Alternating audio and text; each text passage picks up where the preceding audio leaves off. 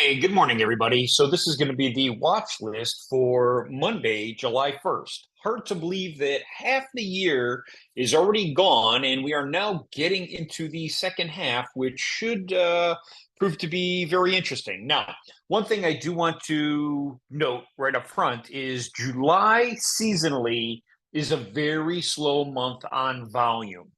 So you're probably not going to see a lot of price movement unless there is a significant catalyst to get the market to move one direction or the other.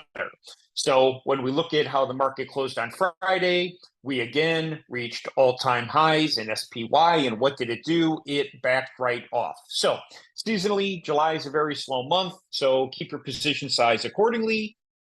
And let's get into this. So what we always want to do is we want to check and see what's going on with major economic news and, of course, Fed speakers, which always seem to throw a monkey wrench into the works one way or the other. So a couple of things that we have that we're going to want to keep an eye on Monday is going to be your ISM manufacturing number that's going to come out at 10 a.m. Eastern time, which is 30 minutes after the market opens.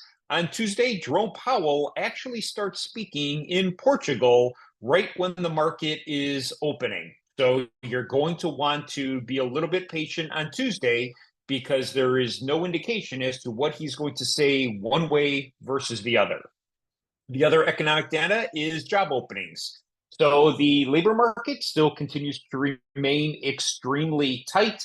Wages are higher than in the past. And unless things start to move in the opposite direction, unemployment will probably hold steady.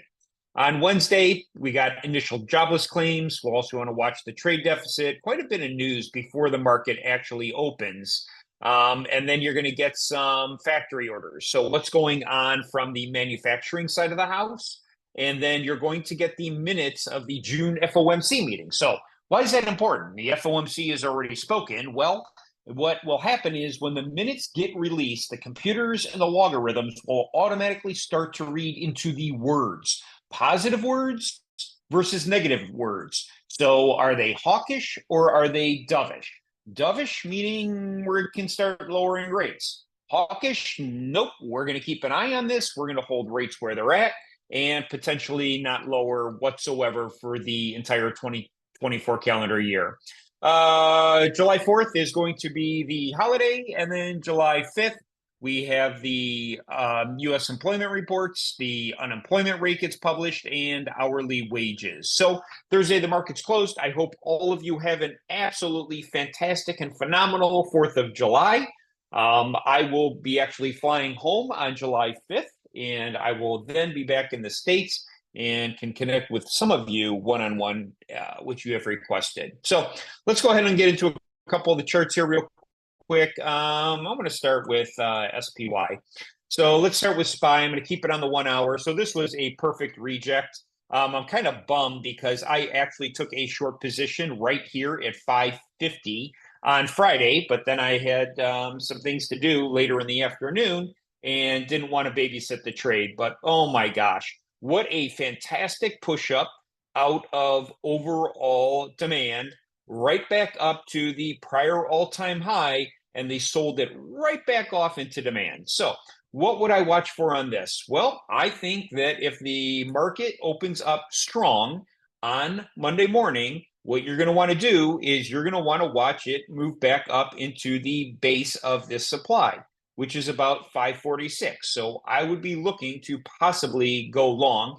You could see that with the supply and demand indicator, we bounced pretty hard off of this. Now, the time frames are a 2 hour, a 45 minute, and a 1 day. So many of you know that a 2 hour and a 45 minute are not very strong time zones, but the daily is, and that's what we always want to watch is the daily. So could the market push down a little lower before heading higher? That would be my assumption. You have a lot of support below that. But if we break that, then we are going to fill this gap. And this is the nice thing about software is I don't have to go draw this. It's already here. So I can already see that there is a gap right below from 539 all the way down to 536 and change. So my guess is we'll remain kind of relatively strong. We'll push up. you might want to watch and see, do we then push back lower? If we do push lower, I would definitely expect a bounce off the top of the overall gap fill, and then to most likely head higher. So my bias is going to be to the upside. Same thing you can see that we had with QQQ. We're on a 1 hour time frame. We were again, guys, just always look left. I mean, history repeats itself. Up, reject, up, reject. What did it do? Up, reject. Where? Right back into support. So now what I don't like on the Qs here is this is driven predominantly by Tesla and NVIDIA. Both had very, very strong weeks last week. And we're going to look at Tesla and we'll look at NVIDIA. We'll look at both of them. But what I don't like is the overall time frames. These are relatively weak, 45 minutes, 30 minutes, 2 hour and a 1 hour. We don't have a daily support here. We don't get to the daily support until significantly lower. And then you'll also note, look, we have a gap fill. So if the SPY is strong, but the Qs are weak, I would predict that the Qs will drag the market lower. So again, we always use confluence trading. We don't ever trade SPY without watching the Qs. We don't ever trade the Qs without watching SPY, right? We watch both of them. What I would look for here is a bounce, again, back to the prior all-time highs. But if we start to fail these ranges, especially if we fail this level right about here at 476, the bottom of this overall demand zone, I think we're definitely going to push lower all the way down to 471 and then to 468. So that's what I would keep an eye on there. Tesla, significant relative strength back above 200 and then came down and closed below it. But again, the exact same thing, right back over into overall demand, right? 45 minutes, 45 minutes, 45 minutes, a lot of 45-minute strengths here. If we start to fail these, I think we're going back down to the 187 area. But again, Tesla, if you were to look at it on a daily basis, on a longer time frame, we're approaching these prior all-time highs right up here. So what I would look for is, if you're going to go long, is that we should be able to break through all of these sellers and then push higher up to 207 and then up toward 210. So we'll see that Tesla hasn't been up here for quite a while, but we have a very nice rounding base. We did sell off. I didn't necessarily want to see that on Friday, but I think you should have more opportunity to the upside than to the downside, right? I would not be looking to short this. I would be looking to wait, find stability. Let's look at it on a 15-minute chart. See what we can see here. Going to check the overall supply. We're in good supply, good demand right here. Base pushing higher. So that's what I would watch for. The other one is Amazon. So when we look at Amazon, Amazon again was going and approaching that all-time high, $200 a share before the market turned negative and sold back off. Now, this is a really good example as to, okay, well, what do I do? Do I go long? Do I go short? Well, two things. One, you had sellers here, again, at a prior nice high level, around $200. And then what did it do when the entire market sold off? It took tech with it.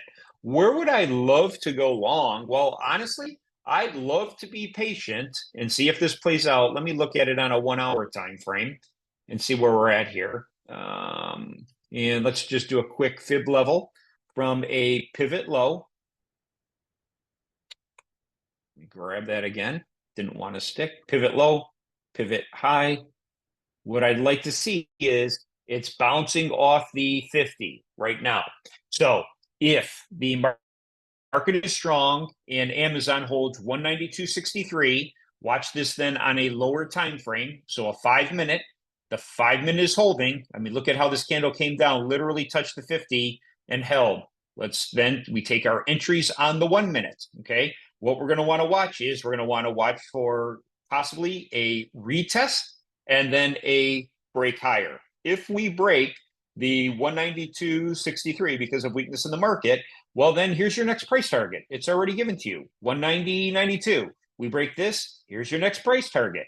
188.50. And then what are we going to do? We're going to get back here into demand on a 3 hour and a 1 day. Again, a lot of strength. We love to see demand on a 1 day time frame. So that's how I would play Amazon. Let's go ahead and take a look at NVIDIA. Now trading at 70 times earnings, which is just insane, right? You can see it's all in demand. Well, why is that? Because everybody has been buying it up. So this isn't going to help us. So we're just going to turn that off. Let's take a look at it on a daily time frame and see where we're at. So we're at a market high all the way up here at $140 a share earlier in the week. And then what is it doing? We have a lot of wicks to the selling. So what you're seeing is people don't want to get left holding the bag. When you have wicks on the bottom and not as high on the top, that's where the buyers are constantly stepping in and pushing it up. But then now you're seeing the exact opposite, where they're selling it down. They're selling it down. Solid red base. Here, you had good momentum, but then indecisiveness, kind of waiting to see what is this market going to do. So I would actually be a buyer if we can get closer, and I think I've said this before, somewhere valuation wise is going to be back where we have a good gap fill, right? So let's look at where's the gap. And the nice thing is, guys, just keep these on your charts. You don't have to erase them and keep redrawing them. But a good place to maybe go long is going to be around this $100 a share. Again, psychological. Could we have somewhat of a head and shoulders? So left shoulder, head. Is this forming the right shoulder where we're going to break lower? If we're going to break lower, I'm going short, and I would buy puts down to about $100 a share, right? I mean, so watch the charts, watch the technicals. You can't really use supply and demand here because there's just too many buyers, right? So something else to keep an eye on.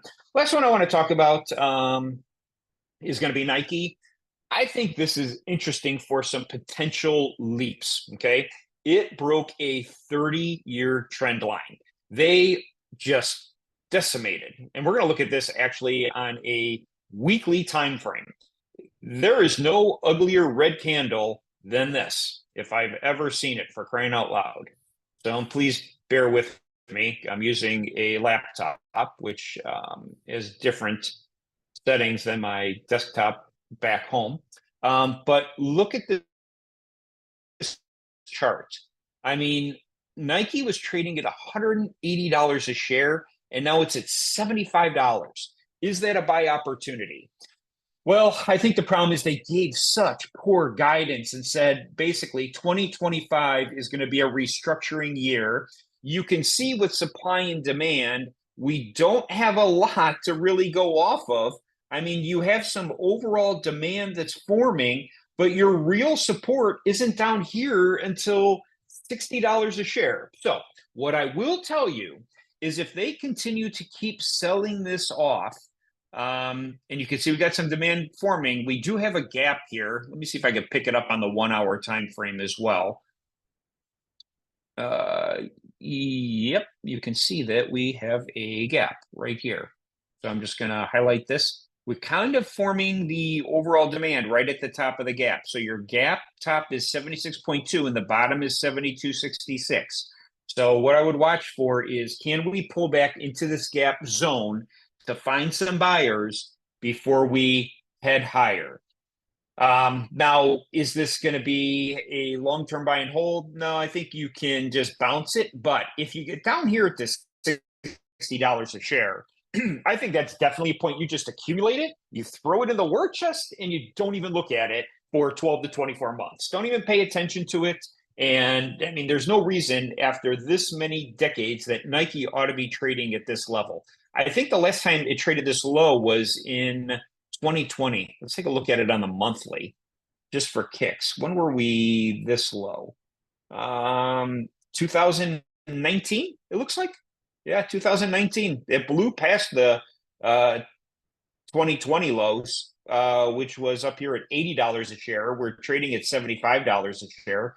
So, I mean, definitely one that I think is not a dead brand. I mean, it's globally known all over the world.